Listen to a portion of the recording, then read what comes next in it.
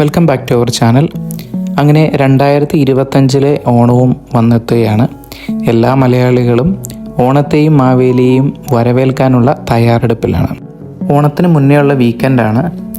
ഞങ്ങൾ പെരുമ്പാവൂർ ഇരിങ്ങോൾ കാവിനടുത്തുള്ള നാഗഞ്ചേരി മനയിലേക്കാണ് പോകുന്നതിൻ്റെ ഉദ്ദേശം മറ്റൊന്നുമല്ല, ചെറിയൊരു ഫോട്ടോഷൂട്ടാണ് ഞങ്ങളുടെ ലക്ഷ്യം.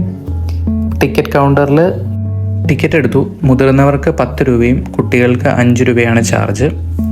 അതുപോലെ തന്നെ മൊബൈൽ വെച്ചിട്ട് വീഡിയോ എടുക്കുന്നതിനും ക്യാമറ വെച്ചെടുക്കുന്നതിനൊക്കെ അവരൊരു ചാർജ് ഈടാക്കുന്നുണ്ട്. പെരുമ്പാവൂർ മുനിസിപ്പാലിറ്റിയാണ് ഇപ്പോൾ നാഗഞ്ചേരി മന സംരക്ഷിക്കുന്നതും അതിൻ്റെ നടത്തിപ്പ് കാര്യങ്ങളെല്ലാം നോക്കുന്നതും. വളരെ ഭംഗിയായിട്ട് തന്നെ അവരത് നിർവഹിക്കുന്നുണ്ട്. വളരെ നല്ല രീതിയിൽ സംരക്ഷിക്കുന്നുണ്ട്. അതിൻ്റെ പരിസരമൊക്കെ വളരെ നീറ്റായിട്ടാണുള്ളത്. അതുപോലെ തന്നെ മനയോട് ചേർന്ന് തന്നെ ഒരു ചിൽഡ്രൻസ് പാർക്കും ഉണ്ട്. പണ്ടൊരു കാലത്ത് വളരെ പ്രതാപത്തോടെ വാണിരുന്ന നമ്പൂതിരിമാരുടെ ഒരു മനയാണിത്, നാഗഞ്ചേരി കുടുംബത്തിൻ്റെ. നമുക്ക് കാണുമ്പോൾ തന്നെ മനസ്സിലാകും അതിൻ്റെ ഒരു പഴമയും പ്രൗഢിയും അതുപോലെ തന്നെ അതിൻ്റെ വാസ്തുശില്പകലയും എല്ലാം. അത്ര കോംപ്ലിക്കേറ്റഡ് ആയിട്ടുള്ളതൊന്നുമല്ല, വളരെ സിമ്പിളായിട്ടുള്ള ഒരു സ്ട്രക്ചറാണ്. നിലവറയും പത്തായപ്പുരയും പൂജാമുറിയും ഒക്കെയുള്ള നമ്മുടെ മലയാള തനിമയുള്ള പഴയ ഒരു മന. അതുകൊണ്ട് തന്നെയാണ് ഞങ്ങൾ ഇവിടം ഫോട്ടോഷൂട്ടിന് വേണ്ടിയിട്ട് ചൂസ് ചെയ്തതും. ഓണത്തോടനുബന്ധിച്ച് ഒത്തിരി ആൾക്കാർ ഇവിടെ വിസിറ്റ് ചെയ്യാനായിട്ട് വരുന്നുണ്ട്.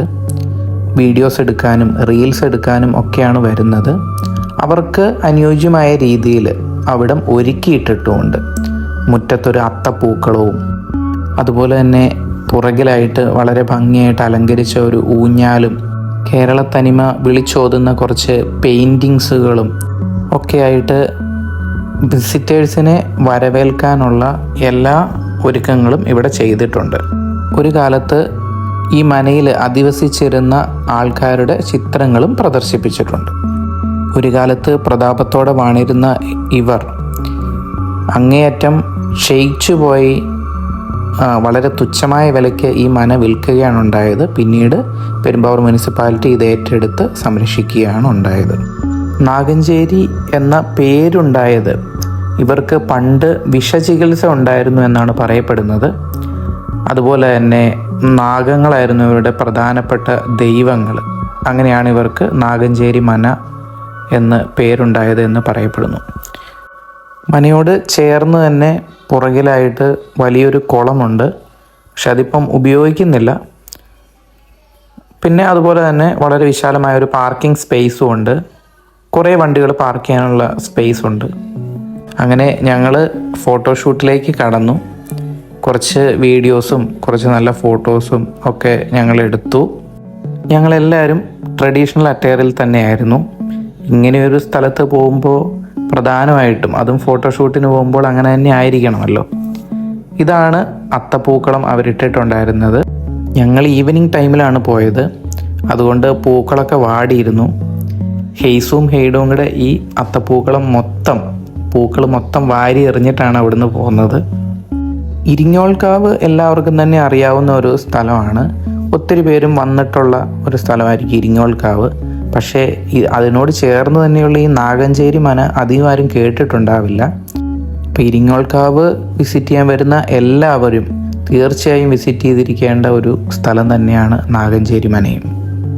അതുപോലെ തന്നെ വളരെ കാമായിട്ടുള്ള ഒരു സ്ഥലമാണ്. അതുകൊണ്ട് ഈവനിങ് ഒക്കെ നമുക്ക് കുറച്ച് നേരം വന്നിരിക്കാനും സ്പെൻഡ് ചെയ്യാനും, നമ്മുടെ ഫാമിലി ആയിട്ട് വന്നിരിക്കാനും സ്പെൻഡ് ചെയ്യാനും ഒക്കെ ഉള്ള പറ്റിയ ഒരു സ്പോട്ട് തന്നെയാണിത്.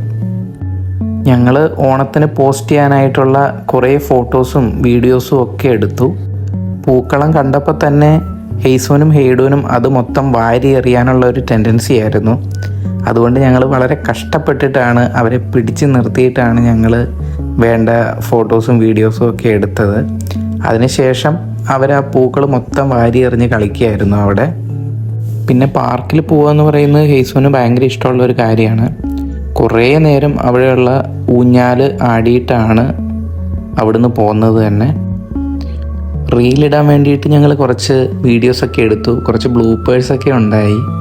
ഞങ്ങളെടുത്ത ഫോട്ടോസും വീഡിയോസും ഒക്കെ ഞങ്ങൾ ഇൻസ്റ്റയിൽ പോസ്റ്റ് ചെയ്തിട്ടുണ്ട്. അപ്പോൾ എല്ലാവർക്കും സർവ്വ ഐശ്വര്യങ്ങളും നിറഞ്ഞ നല്ലൊരു ഓണം ആശംസിക്കുന്നു. മറ്റൊരു വീഡിയോയുമായിട്ട് വീണ്ടും കാണാം. ബൈ.